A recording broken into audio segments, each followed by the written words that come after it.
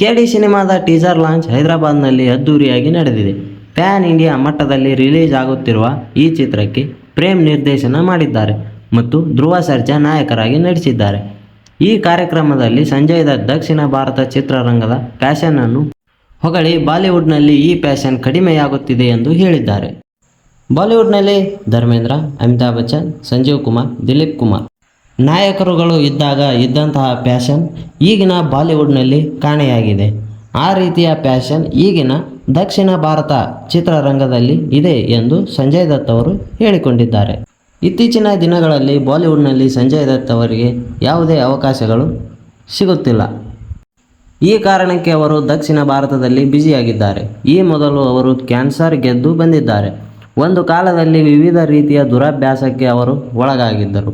ಆದರೆ ಈಗ ಎಲ್ಲವನ್ನೂ ತೊರೆದು ಅವರು ಒಳ್ಳೆಯ ರೀತಿಯಲ್ಲಿ ಬದುಕುತ್ತಿದ್ದಾರೆ.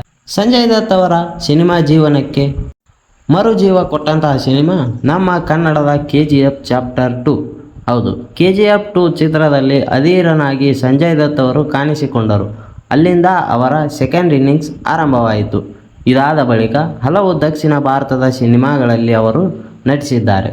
ಸಂಜಯ್ ದತ್ ಅವರು ಹೇಳುವ ಪ್ರಕಾರ ಈಗಿನ ಚಿತ್ರರಂಗಗಳ ಸದ್ಯದ ಸ್ಥಿತಿಯಲ್ಲಿ ಬಾಲಿವುಡ್ಗಿಂತಲೂ ದಕ್ಷಿಣ ಭಾರತದ ಚಿತ್ರರಂಗಗಳೇ ಉತ್ತಮವಾಗಿವೆ ಎಂದು ಅವರು ಹೇಳಿಕೊಂಡಿದ್ದಾರೆ. ಹಾಗೂ ಬಾಲಿವುಡ್ಗಿಂತ ದಕ್ಷಿಣ ಭಾರತದಲ್ಲಿನ ಚಿತ್ರಗಳ ಕತೆ ಹಾಗೂ ಕ್ವಾಲಿಟಿಗಳು ಚೆನ್ನಾಗಿದೆ ಎಂದು ಅವರು ಹೇಳಿದ್ದಾರೆ. ಈ ಮಾಹಿತಿ ನಿಮಗೆ ಇಷ್ಟವಾಗಿದ್ದಲ್ಲಿ ಈ ವಿಡಿಯೋಗೆ ಒಂದು ಲೈಕ್ ಮಾಡಿ ಹಾಗೂ ನಮ್ಮ ಚಾನಲನ್ನು ಸಬ್ಸ್ಕ್ರೈಬ್ ಮಾಡಿ. ಧನ್ಯವಾದಗಳು.